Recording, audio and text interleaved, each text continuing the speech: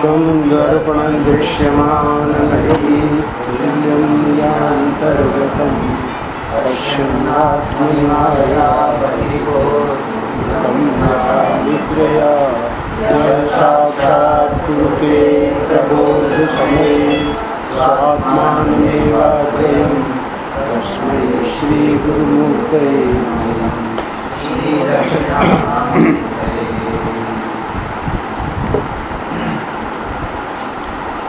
नारायण नारायण नारायण नारायण।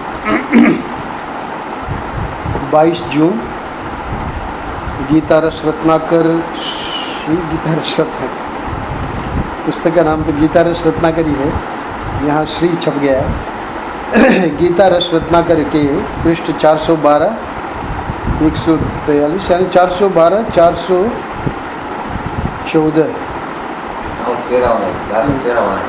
और 143। तो 143 में कोई बात मिली होगी वो, और 412 413 414 ये 3 पृष्ठ। ये गीता रस रत्नाकर का नाम इसी से महर्षि की प्रेरणा हुई कि इस पुस्तक का नाम आनंद रस रत्नाकर, क्योंकि गीता पर परम पूज्य महर्षि ने जो प्रवचन किए तो उसका महर्षि ने ही नाम दिया गीता रस रत्नाकर, जो कि महर्षि के अमृत महोत्सव पर छपी। और ये पुस्तक छपी महर्षि की जन्म शताब्दी पे। तो वो गीता में जितना रस और उसका समुद्र है ना, तो आनंद रस रत्नाकर यानी महर्षि का नाम। ये आनंद दर्शन है ना, ये आनंद वृंदावन है, फिर वहाँ बम्बई में आनंद निकुंज है, इधर सामने आनंद कुटीर है ना, ये सब महर्षि के नाम से संबंधित है। महर्षि का नाम था अखंडानंद। तो आनंद से, आनंद यानी महर्षि का जितना साहित्य है उसका जो समुद्र है, उसमें से ये हम लोग अभी उसमें डुबकी लगाने जा रहे हैं। ये पूरा का पूरा जो है समुद्र है। ये प्रतिदिन आप लोग, बहुत से लोग नियम से लगाते ही हैं गोता। बहुत से लोग यहाँ बैठे हैं जो लोग नियम से उस दिन का पृष्ठ जरूर पढ़ते हैं। कुछ लोग तो हाँ, जननी आपने कहा कि कई बार पढ़ती है उस पृष्ठ को, है ना। कल आए थे वो सोनीपत से, तो उसमें पढ़ के हम न तो कोई ऋषियों का उपकार कर रहे हैं, न कोई, है ना, ठाकुर जी का उपकार कर रहे हैं। हम अपने कल्याण के लिए, है ना, जो जितना इसमें गोता लगाएगा, है ना,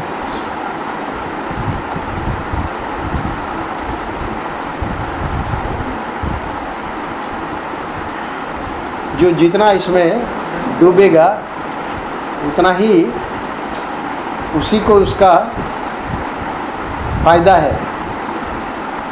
तो फायदे वाली बात करो तो बनिया लोग जो है जल्दी ध्यान देते हैं क्योंकि बाकी में तो उनका कोई इतना ज़्यादा स्वार्थ नहीं है, और कुछ स्वामी जी फायदे वाली बात बता रहे हैं, है ना। तो फ़ायदा मतलब बनिए लोग क्या हैं कि फ़ायदा सिर्फ इसी को, पैसे के ही फ़ायदा को सोचते हैं। पर ये तो पता नहीं कितने जन्मों से हम लोग ये करते आ रहे हैं। धर्म अर्थ काम और मोक्ष में जो अर्थ और काम है, यानी पैसा और भोग, ये तो ये जो जीव है जन्मों जन्मों से ये करता आ रहा है। पर अब जब ये मनुष्य जन्म मिला है तो मनुष्य जन्म आप कह सकते कि पहले भी मिला था, तो पहले जो मिला था पर सद्गुरु तो नहीं मिले ना। अब यहाँ ठाकुर जी ने एक विशेष बात कर दी, साईं से जुड़ गए, महर्षि से जुड़ गए, है ना, माँ जी से जुड़ गए, उड़िया बाबा से जुड़ गए, महर्षि से जुड़ गए। तो ये जो महर्षि की कृपा है, यानी ईश्वर की कृपा है हम लोगों पे, तो अब इसका वो वाला फ़ायदा नहीं देखना है। कौन सा? अर्थ और काम। अर्थ और काम रहेगा, ठाकुर जी जितना हमको चाहिए उससे ज़्यादा ही देंगे। और रही बात अपने कामना की, तो वो तो कामना तो कभी पूरी नहीं हो सकती है, क्योंकि संस्कृत में श्लोक है कि पूरे पृथ्वी का राज्य भी दे दिया जाए तब भी व्यक्ति संतुष्ट नहीं होगा, है ना। तो इसलिए ये जो फ़ायदा है वो फ़ायदा क्या है कि अब जो ये मनुष्य जन्म मिला है, इस मनुष्य जन्म को हम सफल कर लें। वेदों में, उपनिषदों में मंत्र आया है, यह चेद वेदी अथ सत्यमस्ति नो चेद यह वेदीन महती विनष्टि। अगर हमने वो वस्तु प्राप्त कर ली इस जन्म में तब तो है ना, अथ सत्यमस्ति, हमने वो मतलब अपना काम कर लिया। और उसके आगे का जो है मंत्र का हिस्सा वो बहुत मतलब हमको सावधान करता है। नो चेद यह वेदी महती विनष्टि। अगर मनुष्य जन्म मिलने के बाद भी, संत कृपा मिलने के बाद भी, है ना, धाम वास, वृंदावन धाम के लोग यहाँ बहुत सारे बैठे हैं, ये धाम में वास राधे रानी के परमिशन के बिना मिलता ही नहीं है। तो धाम वास मिल गया उसके बाद भी नो चेद यह वेदी महती विनष्टि। महती विनष्टि यानी बहुत बड़ा, इससे बड़ा कोई नुकसान हो ही नहीं सकता। व्यक्ति को लगता है नुकसान यानी हमारा पैसा चला गया, है ना, हमारे कोई गुजर गए या कोई कुछ हो गया, उसको ही व्यक्ति विनाश समझता है। और शास्त्र स्पष्ट कहते हैं, वेद भगवान श्रुति भगवती स्पष्ट कहती है, नो चेद यह वेदी महती विनष्टि। तो इस महती विनष्टि से उसका जो कार्य है, होमवर्क है, वो तो हम लोगों को ही करना पड़ेगा। शास्त्र हमारे पास हैं, है ना, गुरु कृपा है, सुविधा भी है, पढ़ भी सकते हैं, आंखें भी काम कर रही हैं, है ना, ठाकुर जी की कृपा से, है ना, श्रवण भी करते हैं प्रवचन वगैरह, पर उस पर मनन करना है। तो मनन का अर्थ क्या है कि चिंतन करना है उसमें। आज पृष्ठ किया, वो क्यों मैंने बताया, यहाँ बैठे हैं उनके पुत्र जिनकी बात चल रही थी कि 8-8, 10-10 बार एक पृष्ठ को पढ़ती हैं, तो वो इसी को मनन कहते हैं। मनन यानी जब तक वो वस्तु हमारे आत्मसात नहीं हो जाए। ये तो क्या है, जैसे अपना रूटीन है तो उस रूटीन में हमने पृष्ठ भी जोड़ लिया, है ना। इसलिए बहुत सारे जो बहुत बुद्धिमान लोग हैं वो कहते हैं क्यों जोड़ना, तो वो तो इतने बुद्धिमान है कि वो जोड़ते ही नहीं है। उससे तो अच्छे ये लोग हैं जो कम से कम रूटीन में जोड़ तो लिया पृष्ठ, पर ये क्यों समझते हैं कि भाई क्या जोड़ना है, जब मैकेनिकली हमको करना है, यांत्रिकी जब करना है ना, जब क्या करना है, जब में जब मन नहीं लगता है तो क्यों जब करें। यानी सबसे बड़ी मूर्खता यही है, जिस चीज़ से हमारा कल्याण होने वाला है उसी चीज़ को कलयुग में व्यक्ति छोड़ देता है ना। अरे जब करोगे तभी तो कल्याण होगा, ये इसको रूटीन बनाओगे, इसका प्रतिदिन मुझे पृष्ठ पढ़ना है, तब ना फिर बाद में ध्यान आएगा कि भाई एक बार पढ़ने से नहीं काम चलेगा, तब फिर 2 बार 3 बार, फिर जाके वो व्यक्ति 8 बार पढ़ रहा है। ऐसे मत सोचो कि वो ऐसे ही 8 बार पढ़ना शुरू कर दिए, क्योंकि समझ रही है ना, वो जो है वो समझ रही हैं कि ये वस्तु हमारे हृदय में उतरनी चाहिए। तो मनन का अर्थ महाराज ने बहुत सुंदर किया है कि अगर हम मनन नहीं करेंगे, ध्यान देना, जैसे आज ये पृष्ठ अभी करेंगे हम लोग, है ना, अब करके और सब लोग हम चले जाएंगे, वक्ता भी श्रोता भी सब। तो वक्ता के लिए भी ये बात मैं कह रहा हूँ, श्रोता के लिए भी। वक्ता मतलब जो इसको पढ़ने जा रहा है, वो अगर मनन नहीं करेगा या हम लोग मनन नहीं करेंगे तो ये पोथी का ज्ञान पोथी में ही रह जाएगा। ये महाराज के शब्द है। मनन जब हम करेंगे तब ये हमारी दिल की पोथी जो है वो उसमें कुछ आएगा, नहीं तो दिल की पोथी रीति रह जाएगी और ज्ञान जो है वो पोथी में ही रह जाएगा। तो ज्ञान को अपने हृदय में लाने के लिए मनन आवश्यक है। इसलिए नो चेद यह वेदी महती विनष्टि। तो नो चेद यह वेदी महती विनष्टि का अर्थ क्या है कि ये बहुत गंभीरता से लेना है। गंभीरता से हम बाकी सब चीज़ें ले लेंगे, है ना। कुछ रोग हो गया है तो बड़ा वो इस डॉक्टर को उस डॉक्टर को, इंटरनेट में देखो, फलाना करो ढिकाना करो, उससे मिलो उससे मिलो। अरे महाराज श्री का अब ये सत्संग पत्रक करके एक पुस्तक सबको मिलने जा रही है गुरु पूर्णिमा पे। वो पुस्तक में 55 नंबर का जो आखिरी पत्र है, सत्संग पत्रक यानी ईमेल में हर गुरुवार को यहाँ से आनंद प्रस्तुति से, है ना, भेजा जाता है महाराज श्री का आशीर्वाद, है ना, कुछ न कुछ संदेश। तो वो जो पूरे 2014-2015 में पूरे वर्ष में जो भेजे गए उसका संकलन करके पुस्तक बनाई है, उसका नाम है सत्संग पत्रक। और वो पुस्तक जो है वो गुरु पूर्णिमा पे सबको प्रसाद रूप में मिलेगी। है ना, फ्री। पर फ्री है इसलिए इसका मतलब नहीं है कि चलो रख दिया। आजकल ये एक और विडम्बना है, कोई भी चीज़ फ्री दो उसकी कोई वैल्यू ही नहीं है ना। तो सत्संग पत्रक 55 में महाराज जी ने समझाया है, क्या समझाया है कि नो चेद या वेदी महती विनष्टि की जो मैं व्याख्या कर रहा हूँ, तो महाराज जी क्या कह रहे हैं? महाराज जी कह रहे हैं कि जो ये कहता है कि हमको ईश्वर चाहिए, है ना, उसको ईश्वर अवश्य मिलेगा। तो प्रश्नकर्ता कहता है कि क्या सिर्फ चाहने से ईश्वर मिल जाएगा? तो महाराज जी उत्तर देते हैं कि चाहने से ईश्वर मिल जाएगा। क्यों? क्योंकि ईश्वर तो व्याकुल है तुमसे मिलने के लिए। महाराज जी के शब्दों पे ध्यान देना, ईश्वर तो स्वयं व्याकुल है तुमसे मिलने के लिए। यहाँ चाह नहीं हो रही है ना। तो वहाँ चाह का अर्थ महाराज जी ने किया है कि जैसे संसार के लिए हम लोग मरते पचते हैं, क्या हम इसके लिए कुछ कर रहे हैं? अगर ये हमारी सच्ची चाह होती है ना, तो ज़रूर इसके लिए हम गंभीर हो जाते हैं ना। जैसे अभी मैंने जन्नी का, हम लोग सब उनको जन्नी बोलते हैं जन्नी तो बहुत है, सभी जन्नियाँ हैं, पर उनका नाम मतलब बचपन से ही एक महात्मा है तो नाम से नहीं बुलाते थे शायद, क्यों हरदर?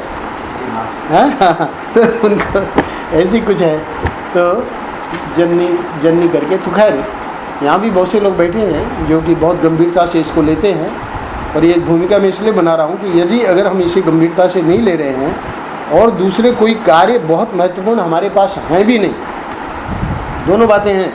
अगर महत्वपूर्ण कार्य हैं तब भी हम उनको नहीं कह रहे हैं कि भाई उन कार्यों को छोड़ के, अब ये बालक है इसका कार्य है पढ़ाई करना, अब इसको हम थोड़ी कहेंगे कि भाई पढ़ाई छोड़ के और तुम ये हम जो सुनाते हैं उसको सुनो, है ना। उसके लिए पढ़ाई ही महत्वपूर्ण है। इसीलिए श्याम जी जब आए थे रविवार को, एक दिन ऐसे ही आ गए, महाराज जी थे तब, तो बोले श्याम जी आज कैसे आए? सुबह का समय था तो बोले महाराज जी आज रविवार है। बोले कि जाओ बाबाओं के चक्कर में मत पड़ो, है ना, जाओ ऑर्डर लो, रविवार है तो क्या हुआ, भेज दिया, है ना। तो कहने का मतलब महाराज जी को भी पता है कि कब हमको इसमें लगाना है और कब नहीं लगाना है। तो अब यहाँ बहुत से ऐसे लोग बैठे हैं जिनको कोई महत्वपूर्ण कार्य अब नहीं है, पर फिर भी वो बहुत सारे महत्वपूर्ण कार्य बना लेते हैं इसको छोड़ के। अब उसका क्या किया जाए? तो महाराज जी ने वहाँ क्या कहा कि चाहें तब तो ईश्वर स्वयं व्याकुल है ना, इसलिए चाह से ही वो मिल जाएगा। तो अब आज का प्रश्न हम लेते हैं, दुराचारी भी धर्मात्मा हो सकता है। ये गीता के 9वें अध्याय में बहुत ही महत्वपूर्ण बात भगवान ने कही है, 4थे अध्याय में भी कही है और यहाँ भी। अभी चेदसि पापेभ्य सर्वेभ्य पाप कृतमः सर्वं ज्ञान प्लवेनैव वृजिनम समतरिष्यसि। वहाँ 4थे अध्याय में इसी से मिलता जुलता एक श्लोक है, पापी से भी पापी व्यक्ति हो, अभी चेदसि पापेभ्य, है ना, वो भी अगर हमारी ज्ञान की नाव में बैठ जाए तो उसका उद्धार हो जाता है। यहाँ 9वें अध्याय में भगवान कह रहे हैं, अपि चेत सुदुराचारो भजते माम अनन्य भाव साधुरेव स मंतव्य है सम्यक व्यवसितो ही सह। गीता के 9वें अध्याय का 30वां श्लोक है।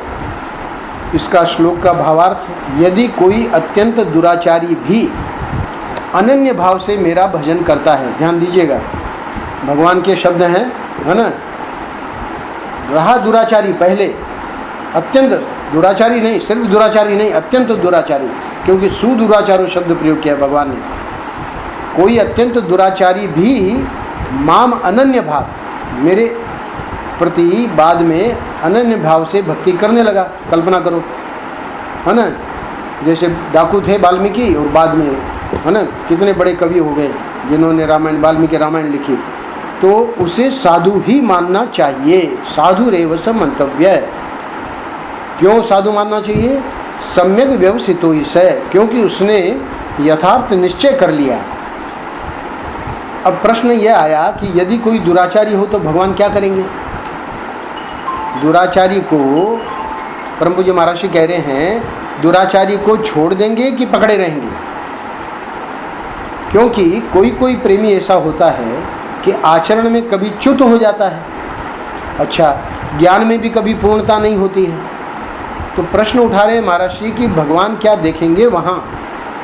मतलब उसका आचरण अथवा उसका ज्ञान देखेंगे या उसका प्रेम देखेंगे, है ना। कोई प्रेमी ऐसा होता है, फिर से मैं पढ़ रहा हूँ, कि आचरण में कभी च्युत हो जाता है ना। होती है, हम लोग सब, है ना, मानव हैं, मानव से ही त्रुटि होती है। देखते हैं कितनी बार गलतियाँ होती हैं हमसे। तो कह रहे हैं महाराज श्री कि क्योंकि कोई प्रेमी ऐसा होता है कि आचरण में कभी च्युत हो जाता है, जानबूझ के नहीं, ऐसे ही कुछ अनजान में च्युति हो गई। और दूसरी बात क्या है कि ज्ञान में भी कभी पूर्णता नहीं होती है, यानी ज्ञान में प्रयास तो कर रहा है पर पूर्णता तो अभी कब कैसे आनी है, बहुत मुश्किल है वो तो वहाँ महर्षि प्रश्न उठा रहे हैं कि भगवान क्या देखेंगे वहाँ। आचरण देखेंगे कि ज्ञान की पूर्णता को देखेंगे कि उसके प्रेम को देखेंगे। बोले कि भगवान न तो उसके ज्ञान की ओर देखेंगे और न ही उसके आचार की ओर, कि ये आचार से च्युत हो गया है ना, उधर भी नहीं देखेंगे। तो फिर भगवान क्या देखते हैं? वासुदेव ध्यान देना, भगवान तो प्रेम ही देखते हैं। प्रेम को छोड़कर और कुछ देखना उन्हें नहीं आता है। क्यों? बच्चे इसका विशेष रूप से अनुभव करते हैं, इसलिए मैं वासुदेव को सुना रहा हूँ, है ना। भगवान तो प्रेम ही देखते हैं। इनके दादाजी है ना, दादाजी को वासुदेव में कभी कोई दोष नहीं दिखता। क्यों नहीं दिखता? क्योंकि भगवान जो है वो प्रेम ही देखते हैं, है ना। उसका जो प्रेम है दादा के प्रति, भगवान वही देखते हैं। वो क्या कर रहा है ना, होमवर्क कर रहा है कि नहीं, स्कूल में क्या करता है, इधर घर में जो है मोबाइल या इंटरनेट, वो उसकी माँ देखे, उसके पिताजी देखे, दादा को नहीं दिखेगा। क्यों? क्योंकि भगवान तो प्रेम ही देखते हैं, प्रेम को छोड़कर और कुछ देखना उन्हें नहीं आता है। तो क्या है कि ये जो बच्चे हैं ना, उनको वो ट्रिक पता है कि कैसे दादाजी को मोहित करना, है ना। ऐसी स्माइल देगा कि दादाजी का अभी आगे महाराज जी बता रहे, पहले भगवान की आंख सब कुछ देखा करती थी, परंतु उन्होंने भक्त के प्रति प्रेम का एक ऐसा लेंस लगा लिया है कि उनको न तो अपने भक्त के ज्ञान की कमी दिखती है और न उसके आचार की त्रुटि दिखती है। वे देखते हैं केवल उसका प्रेम। ये महर्षि की व्याख्या है, अन्यत्र कहीं आपको नहीं मिलेगी। तो ये क्या लगाया है, कौन सा लेंस लगाया है? अगला पैराग्राफ, भगवान को भक्त का दोष दिखता ही नहीं है। सीधा एक वाक्य है, भगवान को भक्त का दोष दिखता ही नहीं है। भक्त का दोष देखने में भगवान अंधे हैं। जब भक्तों का गुण देखना होता है तब भगवान आंखें खोल लेते हैं, और जब भक्त का दोष देखना होता है तब भगवान आंखें बंद कर लेते हैं। यानी 2 पैराग्राफ में महाराज श्री बहुत महत्वपूर्ण बात हम सब लोगों के लिए कह रहे हैं। ये सिर्फ वासुदेव के लिए नहीं है, यानी हम लोग सब भगवान के भक्त हैं, है ना। वासुदेव का तो हमने विशेष मेंशन किया, पर भगवान के लिए हम सब लोग भक्त हैं। सब, भले उम्र हम लोगों की बड़ी हो गई है, पर ईश्वर की दृष्टि में हम लोग सब वासुदेवी हैं, है ना, उसी की उम्र के हैं। तो न तो उनको हमारी कोई त्रुटि दिखेगी आचार की, और न ही उनको हमारे ज्ञान की पूर्णता है कि नहीं वो देखनी है। भक्त ने यह प्रतिज्ञा कर ली कि अब मैं भगवान को छोड़कर किसी की सेवा नहीं करूँगा। परम पूज्य महाराज श्री श्लोक का भाव बता रहे हैं। श्लोक में क्या दिया है कि वो च्युत हुआ भक्त पहले, है ना, उसको बहुत सारी बातें मालूम है अपने पाप कर्मों की, पर अब उसने प्रतिज्ञा कर ली। यानी हम लोगों को प्रतिज्ञा करनी पड़ेगी, है ना, अगर नहीं की है तो। और जिन लोगों ने कर ली है वो लोग धन्य हैं।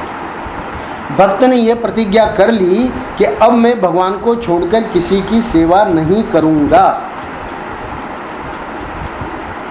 इसका भाव है कि सम्यक व्यवसितो ही सह, क्योंकि उसने यथार्थ निश्चय कर लिया है। क्या निश्चय कर लिया है? अनन्य भाव से मेरा भजन करता है, भजते माम अनन्य भाव। ये 2 पंक्तियों का भाव महाराज ने यहाँ दे दिया कि भक्त ने यह प्रतिज्ञा कर ली है कि अब मैं भगवान को छोड़कर किसी की सेवा नहीं करूँगा। तो आप पूछेंगे कि महाराज फिर वो जो है यहाँ बैठे हैं वासुदेव के दादा, है ना, वो अपनी माँ की सेवा करते हैं, है ना, तो अब उनको करनी चाहिए कि नहीं? क्योंकि यहाँ लिखा है कि भक्त ने ये प्रतिज्ञा कर ली कि अब मैं भगवान को छोड़कर किसी की सेवा नहीं करूँगा। उनको दादी की सेवा इसलिए करनी पड़ेगी, यानी अपने क्योंकि ध्यान दीजिएगा, भगवान ही सब रूपों में है ना। तो भगवान जब सब रूपों में है तो वासुदेव की दादी के रूप में भी भगवान ही है ना। इसलिए जो वासुदेव के दादा सेवा कर रहे हैं तो बिल्कुल ठीक कर रहे हैं, कि नहीं। सब रूपों में वही है। तो दृष्टांत दे रहा हूँ मैं, यानी जो भी सेवा हो रही है, ठाकुर द्वार की सेवा हो रही है ना, हम आश्रम की सेवा कर रहे हैं, जो भी करने वाले, पत्नी पति की सेवा, पति पत्नी की सेवा, क्योंकि ज़रूरत है उसकी, तो वो भगवान ही सब रूपों में है। तो प्रतिज्ञा क्या की है कि उसमें हमको कल भी मैंने बताया था, कल या परसों, ईश्वर की चालाकी, अशोक को याद होगा। तो ईश्वर की चालाकी क्या है कि हमको दिखना चाहिए भगवान, और हमको दिखते हैं रिश्तेदार, हमको दिखते हैं ना पति पत्नी, माता पिता, पुत्र पौत्र, ये जो है वो यही भगवान की चालाकी है। ये संत लोग, ये शास्त्र हमें बार बार ये दृष्टि दे रहे हैं कि ईश्वर को ही देखना है सब रूपों में। अब इसकी संगति लग गई, भक्त ने ये प्रतिज्ञा कर ली कि अब मैं भगवान को छोड़कर किसी की सेवा नहीं करूँगा, है ना। इसका अर्थ है भगवत बुद्धि ही हमारी रहेगी, जहाँ भी मैं सेवा करूँगा उसमें मेरी भगवत बुद्धि रहेगी। भगवान ने कहा कि महात्मा लोगों देखो, अब भगवान को और लोगों को कहना पड़ रहा है, किस व्यक्ति के लिए, जिसने प्रतिज्ञा कर ली है कि अब तुम उसको दुराचारी मत कहना, पूरा साधु मानना, साधु रेव स मंतव्य है। श्लोक में जो ये भाव आया है कि उसे साधु ही मानना चाहिए। कौन कह रहे हैं? भगवान। किसको कह रहे हैं? अर्जुन को। अर्जुन को कह रहे हैं कि वो कितना भी दुराचारी रहा हो, अगर उसने ये निश्चय कर लिया है कि अब मैं भगवान का ही भजन करूँगा, है ना, और यथार्थ निश्चय कर लिया है, तो अब उसको साधु ही मानना चाहिए। आप कहेंगे कि भगवान को ये कहने की क्या ज़रूरत है अर्जुन को, है ना, कि तुम अब उसको साधु ही मानना। तो ध्यान देना, दुनिया के लोग जो हैं वो उसकी हिस्ट्री देखते हैं व्यक्ति की, और देखते हैं कि वो बहुत पापी, बहुत दुष्ट, बहुत दुराचारी था, है ना। अब उसने तो प्रतिज्ञा कर ली, पर उस प्रतिज्ञा के समाज के लोग कहते हैं कि हम उसके धोखे में नहीं आएंगे, हम जो है जानते हैं इस व्यक्ति को, इसलिए भगवान को कहना पड़ रहा है कि उसे साधु ही मानना चाहिए। इसलिए भगवान कह रहे हैं कि हे महात्मा लोगों देखो, अब तुम उसको दुराचारी मत कहना, पूरा साधु मानना। अब महर्षि का जो अंत के जो 3 पैराग्राफ है, मनुष्य का जो जीवन है वह कर्म रूप नहीं है, निश्चय रूप है। ध्यान देना, क्योंकि जब भगवान ने ये बात कही है तो लगता है कि भाई भगवान की तो उदारता है। अभी ये 2 पैराग्राफ पढ़े और वो दोष देखना ही नहीं चाह रहे हैं, है ना, आंखें बंद कर लेते हैं दोष के लिए। गुण देखना होता है तब आंखें खोल लेते हैं, है ना, लेंस फिट कर लिया है। तो ये सब बातें सुन के लगता है कि यहाँ भी भगवान कह रहे हैं कि भाई उसे साधु ही मानना, तो ये बात, इस श्लोक की बात भगवान की माननी नहीं है। महर्षि कह रहे हैं माननी है। क्यों माननी है उसका कारण दे रहे हैं। मनुष्य का जो जीवन है वह कर्म रूप नहीं है, निश्चय रूप है ना। हम लोगों का जो जीवन है वो निश्चय रूप है, कर्म रूप नहीं है। कर्म को इतना मूल्य मत दो, मनुष्य के निश्चय को मूल्य दो कि वह क्या निश्चय किए हुए है ना। हम लोग क्या है, कर्मों को ही मूल्य देके कि वो पापी था, दुष्ट था और वो इस जीवन में कभी नहीं सुधर सकता। ये हमारी बहुत बड़ी भूल है ना।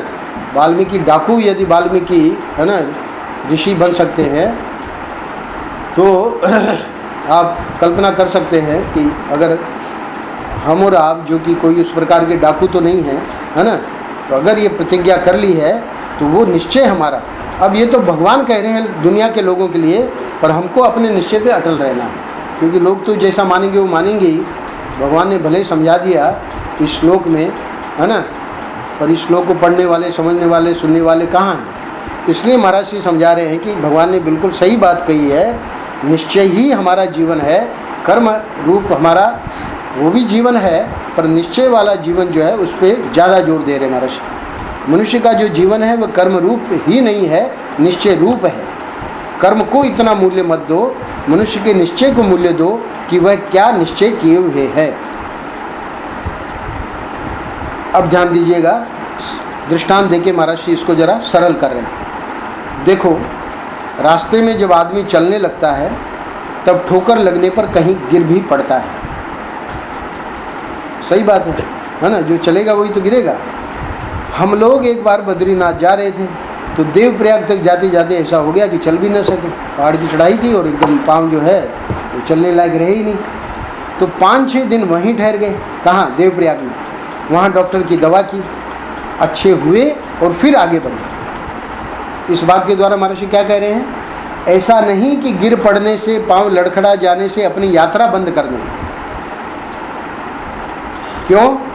यदि यह निश्चय है कि हमको वहीं पहुंचना है, यहाँ दृष्टांत में कहाँ पहुंचना था? बद्रीनाथ, है ना?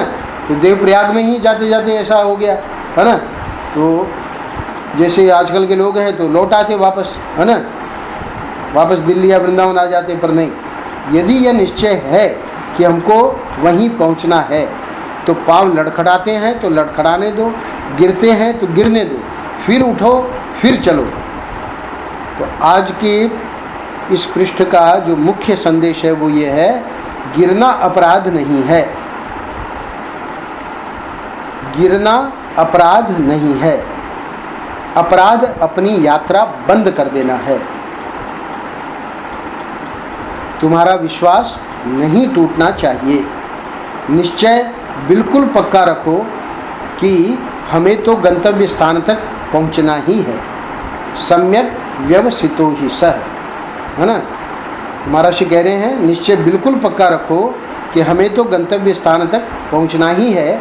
सम्यक व्यवसितो ही सह हो गया ना? यानी जो मूल श्लोक में जो बात आई कि यथार्थ निश्चय कर लिया है, उस बात को महर्षि यहाँ ले आए और साथ ही साथ हम लोगों को एक सूत्र दे दिया, गिरना अपराध नहीं है ना? बहुत हमारे चलने में, इस अध्यात्म यात्रा में बहुत सारी त्रुटियां होंगी, बहुत बार गिरेंगे, वो अपराध नहीं है। अपराध अपनी यात्रा बंद कर देना है ना? तुम्हारा विश्वास नहीं टूटना चाहिए। निश्चय बिल्कुल पक्का रखो कि हमें तो गंतव्य स्थान तक पहुंचना ही है। बताते हैं, नाम तो मैं भूल गया, और वो कोई बहुत बड़ा वॉरियर था जो कि युद्ध हार चुका था और बस वो अपना चला गया जंगलों में। वहीं जहाँ था तो एक मकड़ी पता नहीं क्या चढ़ने की, यहाँ किंग ब्रूक। अच्छा, तो फिर मकड़ी शायद कई बार चढ़ी और गिर गई, फिर चढ़ी, फिर गई, 8-10 बार चढ़ी और, है ना, गिर पड़ी। और फिर आखिर में वो जो जहाँ उसको पहुँचना था वहाँ पहुँच गई। बस वो देख रहा था। उसके बाद उसने पूरी सेना जुटाई, है ना, फिर लड़ा, फिर जीता। ये मतलब बड़ी इतिहास की मार्मिक घटना है। तो ये महर्षि कह रहे हैं कि तुम्हारा विश्वास नहीं टूटना चाहिए। निश्चय बिल्कुल पक्का रखो कि हमें तो गंतव्य स्थान तक पहुंचना ही है ना? नो चेद या वेदी महती विनष्टि। श्रुति भगवती ने कहा ना, ये मनुष्य शरीर मिल गया, ऐसे महापुरुष हमको मिल गए, है ना, धाम मिल गया, है ना, और ये इस प्रकार की इच्छा भी हो रही है कि भाई हम शास्त्र पढ़ें, है ना, तो उसके बाद अगर ये मौका खो दिया तो महती विनष्टि, इससे बड़ी कोई हानि नहीं है। अंतिम पैराग्राफ है, ये नहीं समझना कि दुराचारी धर्मात्मा नहीं हो सकता। धर्मात्मा नहीं होने वाला होता तो भगवान की ओर चलता ही कैसे। बहुत सुंदर बात महाराज ने कही है। ये नहीं समझना कि दुराचारी धर्मात्मा नहीं हो सकता, है ना? चिन्मयानंद जी अपने बारे में कहते थे कि अरे भाई, मेरा जैसा व्यक्ति जो है अगर इस मार्ग में, चिन्मय मिशन के बहुत बड़े महापुरुष, वो अपनी जो है बालकृष्ण मेनन, और वो जर्नलिस्ट थे और उनका कैसा जीवन रहा सबको पता था, है ना? तो बोले मेरे जैसे रास्कल को अगर ये अध्यात्म मार्ग में ये अगर उपलब्धि हो सकती है तो ये नहीं समझना कि दुराचारी धर्मात्मा नहीं हो सकता। धर्मात्मा नहीं होने वाला होता तो भगवान की ओर चलता ही कैसे, है ना? इसलिए इसके आगे का श्लोक और भी बढ़िया है। जो लोग पढ़ते हैं वो लोग देख लेना, महर्षि ने छोटा सा उसका अंश दिया है आगे। उसको मिलने वाले फल में भी दोष नहीं होगा, उसे शाश्वती शांति मिलेगी। क्षिप्रम भवति धर्मात्मा शाश्वत शांति निगच्छति। कौन्तेय प्रतिजानी ही न मे भक्त प्रणश्यति। तो शाश्वत शांति निगच्छति। 9:31 में भगवान ने इसी के अगले श्लोक में ये बात बता दी कि भाई जब दुराचारी रहा है और धर्मात्मा चलो हो भी गया तो फल में तो डेफिनेटली 2 नंबर फल मिलेगा। बोले नहीं, उसको मिलने वाले फल में भी दोष नहीं होगा, यानी वही फल उसे मिलेगा जो कि एक धर्मात्मा को मिलता है। उसे शाश्वती शांति मिलेगी। क्षिप्रम भवति धर्मात्मा, वो शीघ्र ही धर्मात्मा हो जाएगा और शाश्वत शांति में निगच्छति। उसे शाश्वती शांति, यानी अब उस शांति में कोई ब्रेक नहीं है, खंड नहीं है, अखंड शांति, उसको कहते हैं शाश्वती शांति। हम लोगों की शांति क्या है ना? आज बैठे यहाँ शांति है, फिर बाहर गए फिर मन अशांत हो गया। क्या हो गया स्वामी जी? वो पता नहीं क्या, समझ में मुझे ही नहीं समझ में आ रहा है क्यों अशांत है। अब दूसरा क्या करेंगे, तुमको ही नहीं समझ में आ रहा है तो फिर बिहारी जी के जाके और धूप लगा के आ जाओ, और क्या है ना? तो ये शाश्वत शांति क्या है कि इस प्रकार की अशांति होती ही नहीं, निरंतर वो शांति का अनुभव करता है। तो उसके लिए हमें प्रतिदिन का वो पृष्ठ जो है वो करते रहना है। बहुत से लोगों के पास है पुस्तक और वो बेचारे नहीं कर पाते, तो उनको मैं बार बार कहता रहता हूँ कि भाई ये तो आप कर ही लिया करो, है ना? इतना सब करते हो, टीवी देखते हो, ये करते हो, खाते हो, पीते हो, गप लगाते हो, अरे एक पृष्ठ में ही इतना कौन सा कष्ट हो रहा है तुमको? और कुछ ऐसे हम लोगों के कुछ होगा, कुछ ये भी ईश्वर की लीला ही समझो, है ना? तो इसलिए ज़्यादा तो इस पर जोर नहीं लगा सकते, क्योंकि लोगों को लगेगा कि स्वामी जी ने इस पुस्तक का संकलन किया इसलिए जोर लगा रहे हैं, है ना? तो हम इसलिए जोर नहीं लगा रहे हैं, जोर इसलिए लगा रहे हैं कि ये एक तरीका है, जिनके है ऑलरेडी तरीके ठाकुर जी से जुड़े हुए हैं उनके लिए नहीं। पर जो लोग अपने को थोड़ा लगता है कि ठाकुर जी से अभी हम बहुत दूर हैं, तो उनको नज़दीक आने के लिए एक महर्षि ने आनंद रस रत्नाकर के रूप में अपने को, है ना, अभिव्यक्त किया है जन्म शताब्दी पे, और वो उपलब्ध है सबके लिए। तो उसका अवश्य फ़ायदा ले। हरिओम तत्सत, हरिओम तत्सत, हरिओम तत्सत।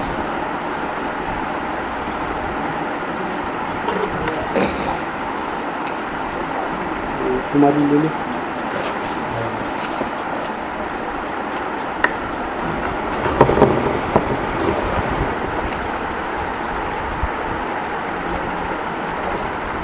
वो मिल गया।